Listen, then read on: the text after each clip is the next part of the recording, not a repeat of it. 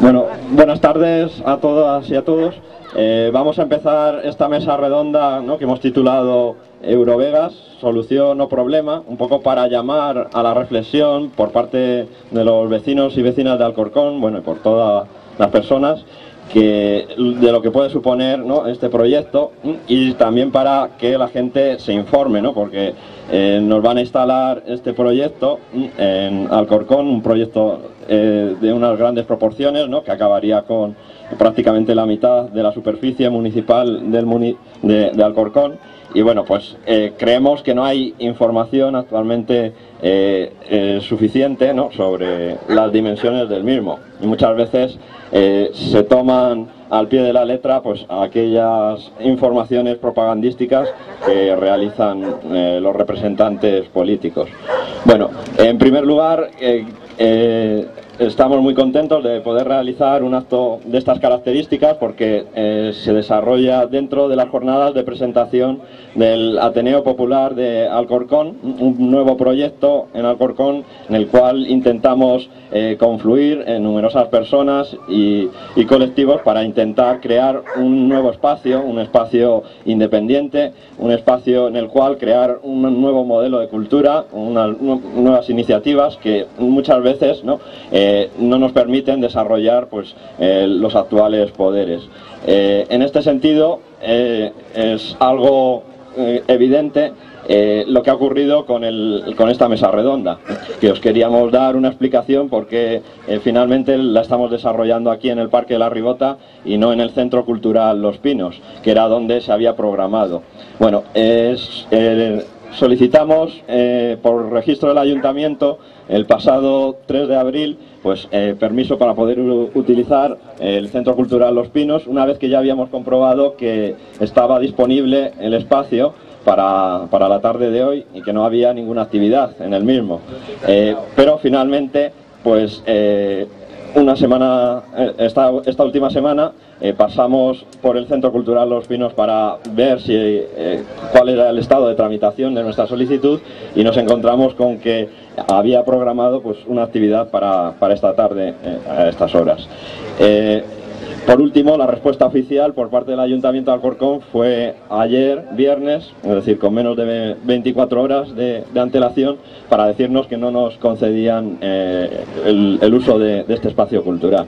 Bueno, por eso hemos tenido que realizar finalmente las jornadas aquí, donde bueno, nos unimos, ¿no?, al proyecto del Ateneo Popular de Alcorcón, a su presentación, ¿no?, y a lo que se pretende ser un nuevo espacio que sea un lugar de encuentro por parte de los vecinos y vecinas de Alcorcón que tengan inquietudes, ¿no?, para mejorar, ¿no?, la sociedad en la que nos encontramos. Bueno, y por otra parte señalar que estamos también muy contentos, a pesar de esta prohibición por parte del Ayuntamiento de Alcorcón, que era esperable, porque también hay que señalar que en octubre pasado, también simplemente por intentar proyectar una película como El Bienvenido Mr. Marshall, tuvimos problemas en el Centro Cívico Viña Grande de Alcorcón y tuvimos que realizarlo finalmente en la sede de Comisiones Obreras. Bueno, por lo tanto, bueno, vamos a empezar lo que es la mesa redonda en sí. Estamos también contentos porque están aquí pues unos ponentes de gran nivel, ¿no?, que vamos a ir presentando. Bueno, tenemos en primer lugar a mi derecha a José Manuel Naredo, ¿no?, que bueno, ha sido doctor de Economía de la Universidad Complutense, estuvo participando en el Instituto Nacional de Estadística, bueno, es profesor honorario del Departamento de Urbanismo de la Universidad Politécnica de Madrid y también profesor honorario de la Facultad de Ciencias Económicas de la Universidad Complutense de Madrid. También es Premio Nacional de Economía y Medio Ambiente del año 2000 y Premio Internacional de Geofísica en el año 2008. Pero bueno, más allá de todos estos títulos, es sobre todo importante como un referente del pensamiento crítico. Ha trabajado, ¿no?, desde la época franquista pues en revistas como Los Cuadernos de Ruedo Ibérico o en Archipiélago o en Le Monde Diplomatique, de forma muy activa, impulsando estos proyectos. por otra parte, pues hay que señalar sobre todo los aportes que ha realizado, ¿no?, en numerosos ámbitos, sobre todo de la economía, sobre todo repensando esas categorías del pensamiento económico, esos conceptos que muchas veces se toman sin discusión alguna, ¿no?, y que, como nos mostró en uno de sus grandes libros, La economía en evolución, pues bueno, son realmente unas construcciones que responden a una serie de intereses políticos, intereses culturales, etcétera, que realmente, pues bueno, no son científicos, ¿no?, al 100%, son irracionales muchas veces. Bueno, tenemos que también, bueno, ha hablado, ¿no?, sobre el modelo depredador de economía que tenemos. Se ha preocupado sobre todo, ¿no?, por esa monetarización que realiza la economía, ¿no?, de todos nuestros actos por encima de las necesidades de las personas. Eso supone, pues, una serie de efectos negativos, ¿no?, para todos nosotros cuando tenemos una abundancia de recursos, pero muchas veces la gente no puede acceder a los mismos. Abundancia de recursos, pero también en un planeta finito, ¿no?, y limitado como es el planeta Tierra. En ese sentido hay que señalar, ¿no?, que también se ha preocupado por cuestiones agrícolas, por el tema del agua, de la energía, ¿no?, y es básico, y también por la expansión urbana, las conurbaciones urbanas, o el tema del patrimonio inmobiliario y la especulación urbanística, sobre todo de los últimos años. Bueno, y frente a esto también ha puesto las bases de la economía ecológica, también ha fomentado, pues, una ética ecológica y solidaria, y sobre todo ha impulsado un enfoque ecointegrador, un enfoque en el que también cuestiones tan importantes como es que podamos sobrevivir, ¿no?, sobre este planeta, pues bueno, que ha conseguido meter estas cuestiones dentro de la agenda económica, que se salta estas cuestiones básicas sobre la vida, normalmente pues son marginadas. Bueno, después tenemos a Carlos. Bueno, después va a intervenir Carlos Sánchez, que está a mi derecha del todo, bueno, que es máster de Economía Aplicada de la Universidad Complutense de Madrid, es profesor de este máster, y también, bueno, participa en la plataforma por la nacionalización de Caja Madrid, y es miembro también de ATAC Madrid y economista crítico. Y bueno, por último cerraría la mesa redonda Carlos Taibo, profesor de Ciencia Política y de la Administración de la Universidad Complutense, bien conocido dentro de los movimientos alternativos. Ha escrito, ¿no?, numerosos libros sobre la Europa del Este, las transiciones que tuvieron lugar allí, y también, bueno, sobre todo sobre el tema de la globalización, los movimientos antiglobalización, y también sobre el decrecimiento, el anarquismo, también en los últimos tiempos, pues sobre el movimiento 15M. Bueno, vamos a dar paso a ellos, pero antes de empezar, vamos, simplemente comentaros la razón básica de este acto, que es facilitar información a la ciudadanía de Alcorcón, pues sobre este megaproyecto que nos va a afectar, pues, de forma evidente, ¿no?, a esta ciudad que ha sido tristemente, ¿no?, agraciada finalmente. Bueno, tenemos que esa falta de información perdón, es patente. En primer lugar, bueno, desde las plataformas contra Eurovegas hemos solicitado de forma reiterada informes específicos sobre el desarrollo del tema de Eurovegas, tanto a la Comunidad de Madrid como al Gobierno central, como también a los ayuntamientos, pero no hemos recibido prácticamente ninguna respuesta, ni sobre todo no hemos recibido ningún informe al respecto. De hecho, el propio defensor del pueblo, pues bueno, presentamos una denuncia ante el defensor del pueblo, y ha reconocido esa falta de transparencia que hay sobre este asunto, señalando, ¿no?, que mientras se están aprobando leyes específicas para un proyecto de estas dimensiones, al mismo tiempo que están aprobando estas leyes, dicen que no hay información al respecto. Y por otra parte, cuando no hay todavía nada realmente concretado al respecto sobre Eurovegas, pues están anunciando que, bueno, esto va a ser la solución a todos nuestros problemas, sobre todo en cuestión de desempleo y en cuestión de inversiones. Pero sin embargo, a fecha de hoy todavía no ha presentado Las Vegas Sands Corporation ninguna documentación en el registro de la Comunidad de Madrid. Y por lo tanto se nos está vendiendo realmente lo que ellos nos decían el año pasado. El proyecto era humo, nos decían en el Ayuntamiento de Alcorcón. Pero al mismo tiempo que nos dicen que es un proyecto ficticio, que está en los aires, por otra parte, de cara a los medios de comunicación, hablan siempre de que va a ser toda la solución al desempleo, y va mucho más allá. E incluso están creando bolsas de empleo, jugando con la situación tan grave que tienen muchas personas, ¿no?, de desempleo.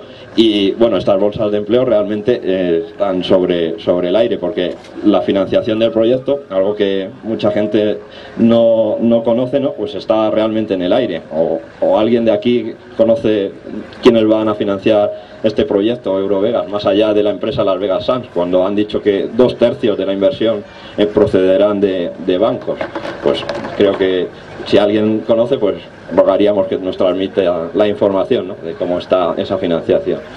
Bueno, vamos a ver, por lo tanto, pues ante esta falta de información, ¿no?, es necesario pues que de forma autónoma cada uno intentemos informarnos y confluir, ¿no?, en movimientos en los que consigamos, ¿no?, compartir esa información, transmitirla y bueno, de esta forma pues podernos enfrentar de forma crítica a un proyecto de estas proporciones. Bueno, voy a dar la palabra a los ponentes.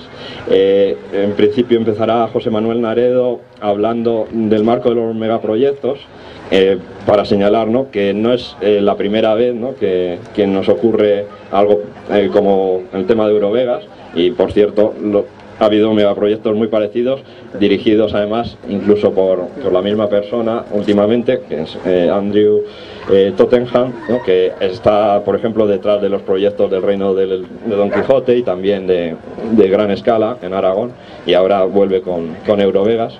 Es interesante investigar la trayectoria de este señor para entender, ¿no?, lo que se nos puede avecinar, ¿no?, con Eurovegas. Bueno, después daremos la palabra a Carlos Sánchez, que nos hablará fundamentalmente de aspectos económicos del proyecto de una forma más concreta, y por último Carlos Taibo pues nos va a proponer una reflexión sobre lo que nos suelen decir los políticos, que no hay ninguna alternativa, bajo la idea del pensamiento único, ¿no?, de que la única solución a nuestros problemas es este tipo de megaproyectos, pero realmente podemos solucionar nuestros problemas realmente mediante otro tipo de alternativas, ¿no?, basadas en un decrecimiento que es necesario, ¿no?, actualmente, y bueno, sobre todo en el reparto también, ¿no?, de la riqueza y de los recursos. Bueno, vamos a dar la palabra y luego al final sí que nos gustaría generar un debate en la participación de todas las personas. Bueno.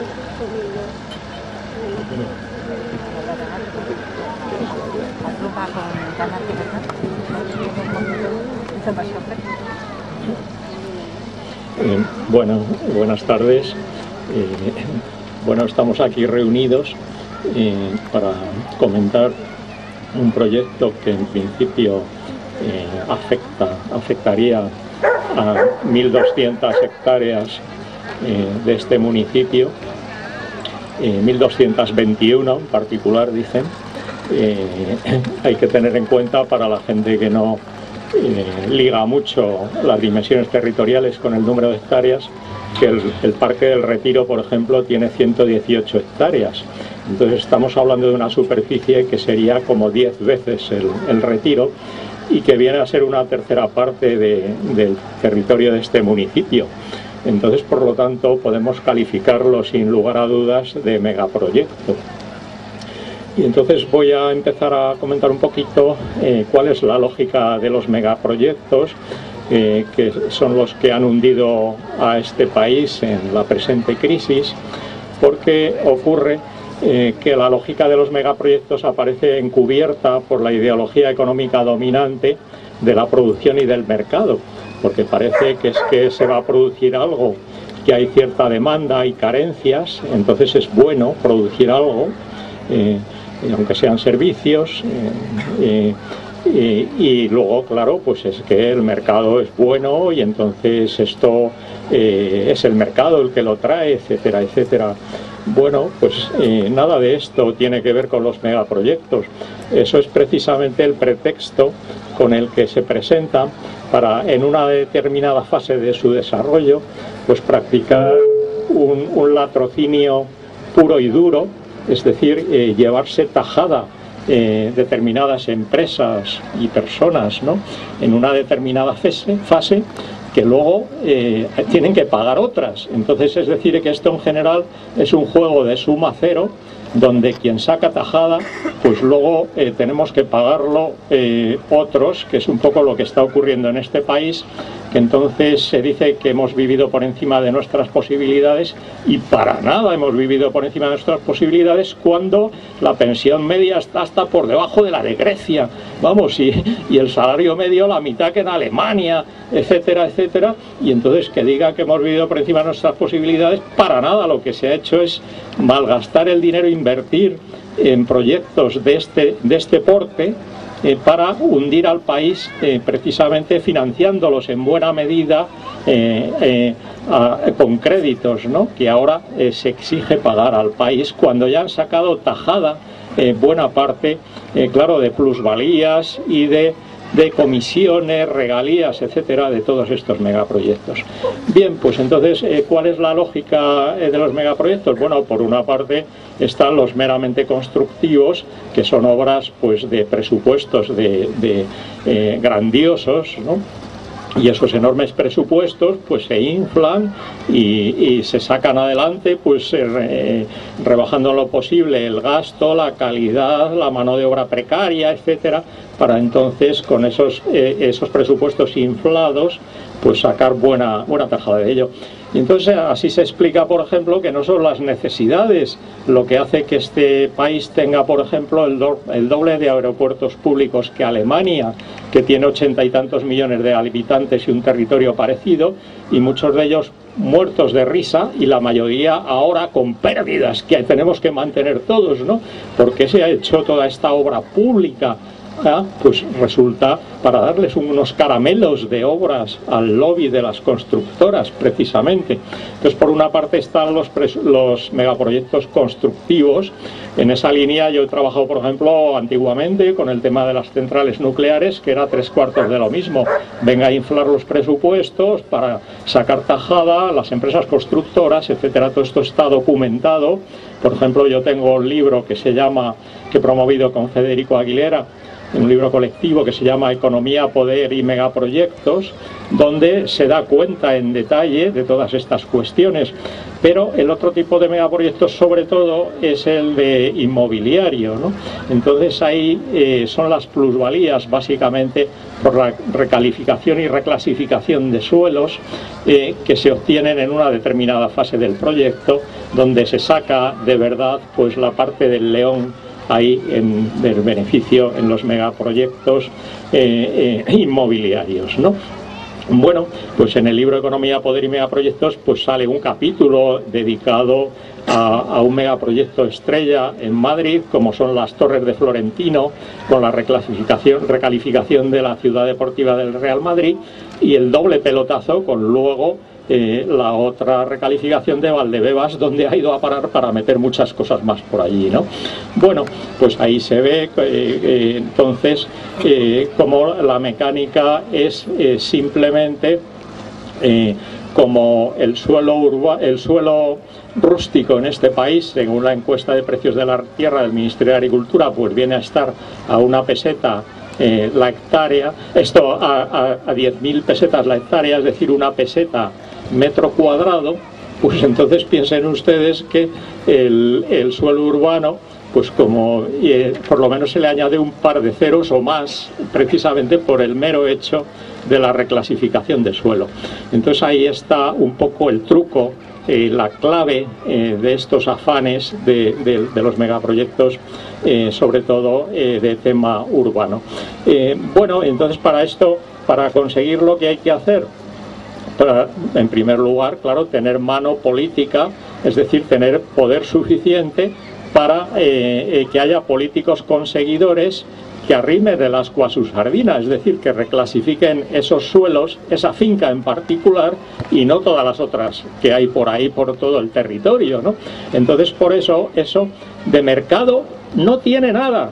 Entonces, eso precisamente se llaman operaciones urbanísticas, eso está tomado del lenguaje militar, es el poder puro y duro el que hace que se reclasifiquen entonces unas fincas, y entonces o que se vaya, pues por ejemplo, el AVE y pare, no pase por Guadalajara, pare en un sitio y no en mitad del campo, sino en una finca en particular. ¡Ah, qué casualidad!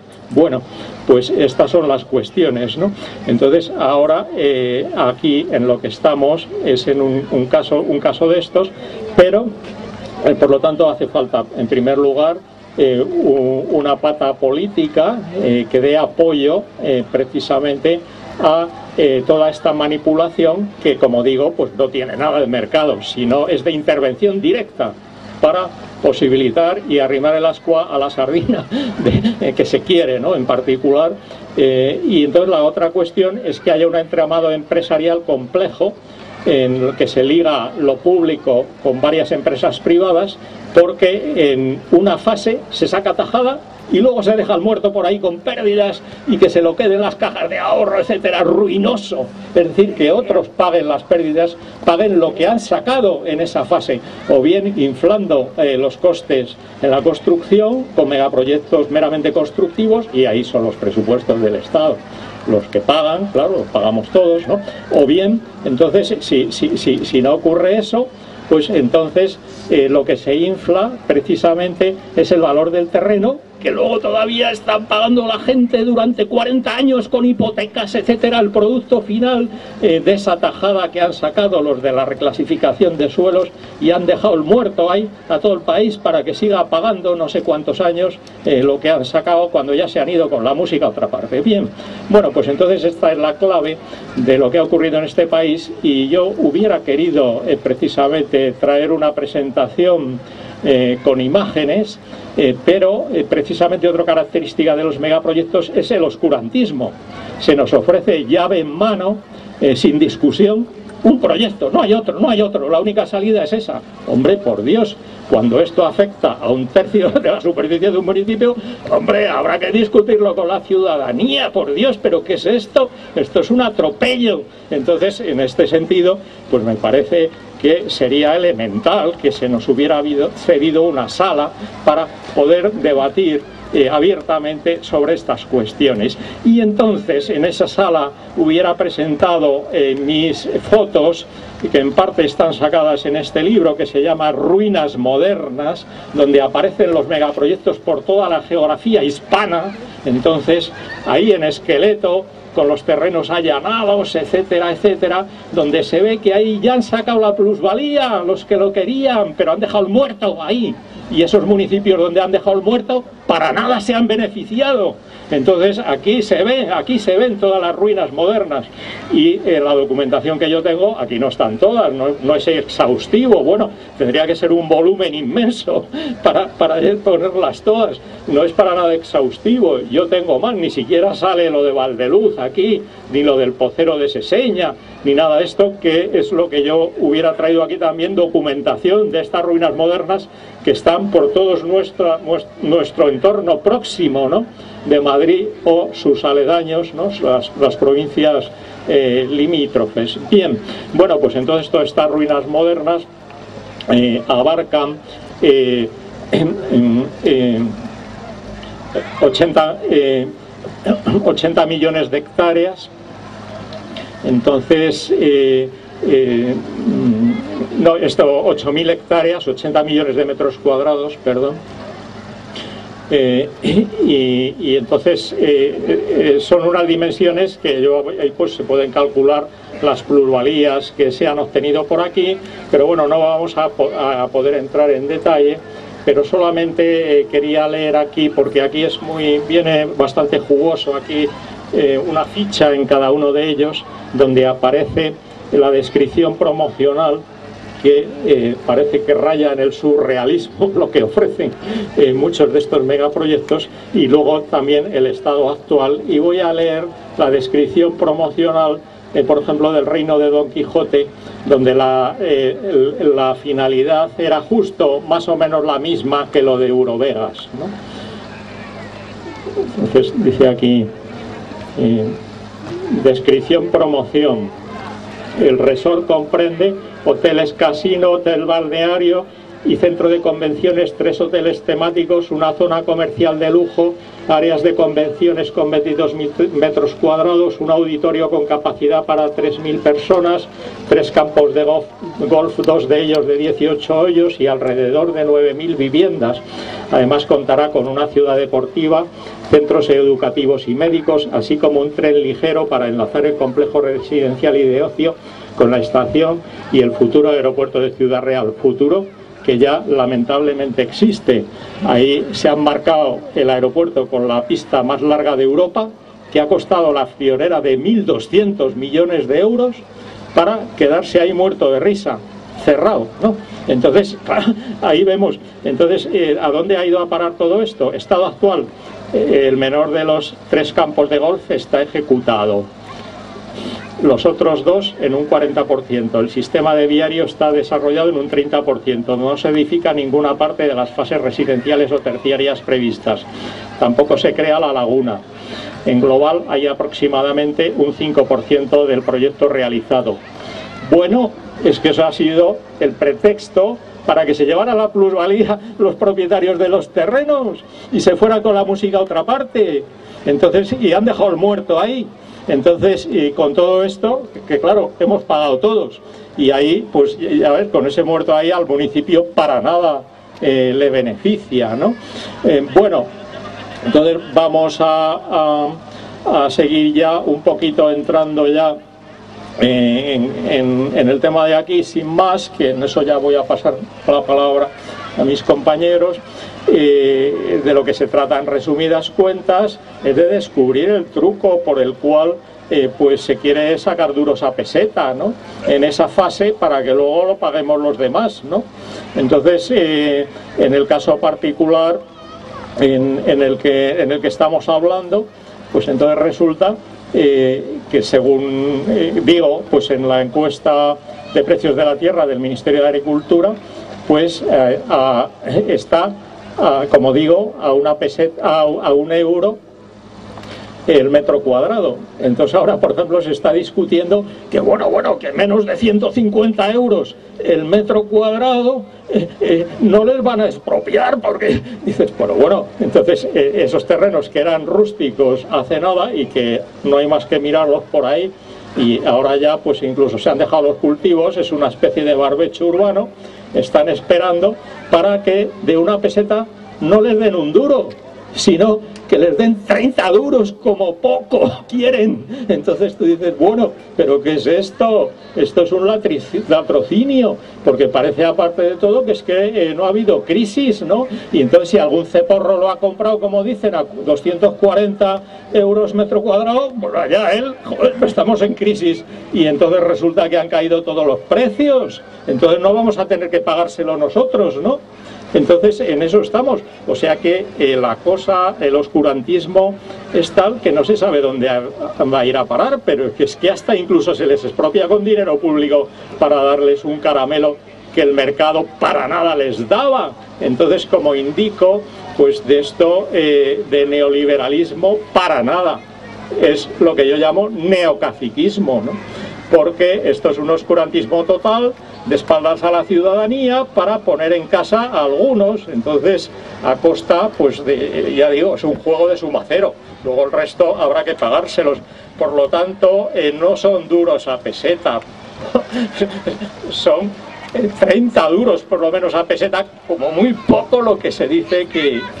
Pero luego es que entonces lo que quiero dejar claro es que si hubiera presentado las imágenes, veríamos que es que en este país se ha estado haciendo el timo de la estampita durante este decenio, sobre todo de burbuja inmobiliaria por todo el territorio, con pretextos como estos que se han quedado por ahí muertos, pero ya, como digo, el pocero o bien pues los propietarios del Reino de Don Quijote o de todas estas operaciones, pues ya han sacado su dinero y se han ido a otra parte, ¿no? Entonces la cuestión clave es que nos demos cuenta ya por fin de que no nos hagan el timo de la estampita otra vez más y aquí, y además de un porte, de un tamaño como el que se está diciendo, ¿no? Porque no es peccata minuta lo de los 1.200 y pico hectáreas, ¿no? Entonces, bueno, pues yo lo único que pediría sobre todo es, en primer lugar, pues transparencia y sobre todo además movilización social, porque es que, no sé, en cualquier país, si se va al norte de los Pirineos, esto no sería de recibo, por Dios, que entonces en un municipio, sin encomendarse a Dios ni al diablo, pues hagan lo que se quiera, con buena parte del término municipal, sin contar con la ciudadanía, ¿no? Muchas gracias.